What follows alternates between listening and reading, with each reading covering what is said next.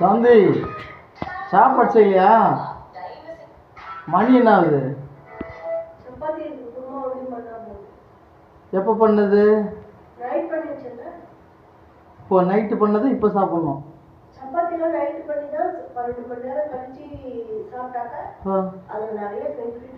அப்படியா? இதை எந்த பைத்தியக்காரன் சொன்னா? யூடியூப்பை பார்த்தா எல்லாம் குட்டிஸாக போறீங்க. ம் ம் ஆக இப்போ ஃப்ரெஷ்ஷாக எதுவும் இல்லை.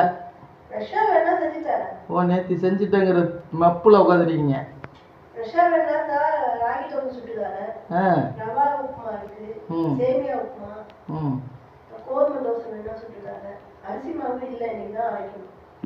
நமக்கு பிடிச்சதெல்லாம் சோறு தான்ப்பா.